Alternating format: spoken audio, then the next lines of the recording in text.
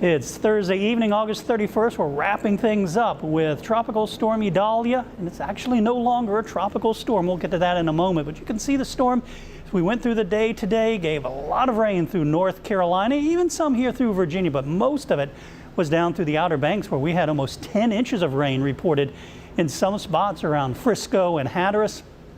Storm continues to work its way eastward now. No longer a tropical storm. It's what we call a post-tropical storm. Still has winds of 65 miles per hour, so that hasn't changed. It's just the overall structure of the system has changed. It's about 165 miles southeast of Cape Hatteras, quickly moving to the east at 21. Now, once it gets over some warmer waters closer to Bermuda, it'll likely redevelop into a tropical storm. We do have tropical storm warnings up for the island of Bermuda right there, as this storm is expected to pass just east of it and then become post-tropical as we head into Tuesday of next week. So what does that mean? Well, it no longer has tropical characteristics. It no longer has a well-defined center or what we call a warm core. It's sort of transitioned into a cool core or typical area of low pressure.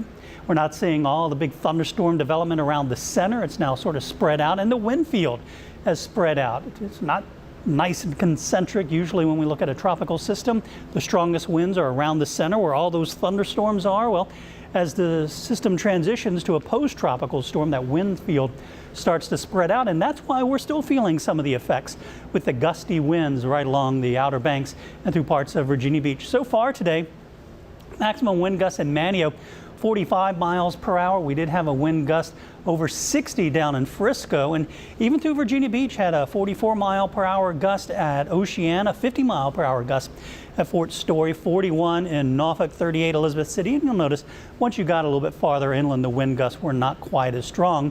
Same thing with the rainfall. We talked about it yesterday, how the highest rainfall amounts will be across North Carolina, lesser amounts the farther north you lived. And you can see once you got much farther north than Williamsburg, just a few light sprinkles.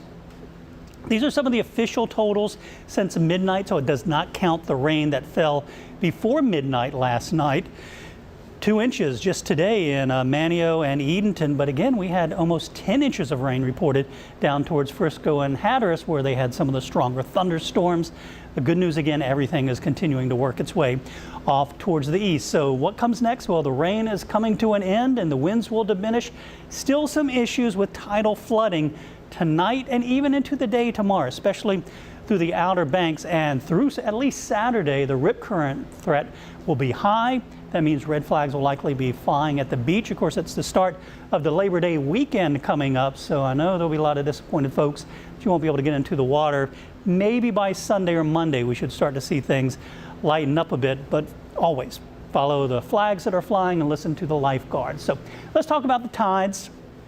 This morning, high tide at Sewell's Point. Of course, that's sort of our point of reference for the Hampton Roads area. Got up to just over 5 feet, 5.2 feet, which is considered minor tidal flooding. This evening's high tide expected to be about 4 or 5 inches more, up to 5.6 feet. That is considered moderate tidal flooding. That starts at 5.5 feet. The good news again, though, by tomorrow, we're down to 4.9 tomorrow morning, and tomorrow evening down to 4.4. A little bit of a different story. In Duck, we got up to 6.3. That's considered moderate tidal flooding this morning, and this evening's high tide is expected to be major, 6.6. That starts at 6.5. And even tomorrow morning's high tide, it'll still be up to 6.1 feet. That's around 9 a.m. And then notice by tomorrow evening starts to finally go down a little bit. And up across areas of Yorktown and points northward, not nearly as big of the influence from those winds, so we're not seeing those tides as bad. 4.7 this morning, 4.9 tonight.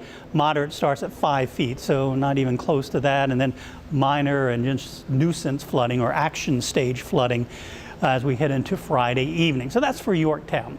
Now, there are still 2 other systems that are out there. Of course, we have Idalia coming off of our coast right here, but we still have Franklin, and we have a brand new tropical storm. That is Tropical Storm Jose. Jose's not going to last very long. It's actually going to sort of get caught up in some of the currents here with Franklin. And Franklin just passed along the east side of Bermuda as a major hurricane, gave them tropical storm conditions a little bit earlier. Now it's down to a Category 1 storm. moving to the east-northeast at 14 miles per hour, maximum sustained winds at 90, and it's going to continue to move off into the North Atlantic, become a post-tropical system by this weekend. Still winds of 70 miles per hour, but it's being caught up with a cold front. And then Jose is just south of it. It has winds of 40 miles per hour, and it's moving north at 12. It's sort of going to get caught up, merge with what's left of Franklin as it transitions into that extratropical system. So Jose is not going to last very long, maybe another day or two, as it works its way into the North Atlantic. So again, Idalia continues to work its way off towards the east. We've seen some clearing, and we're looking at some nice weather as we head into the Labor Day weekend.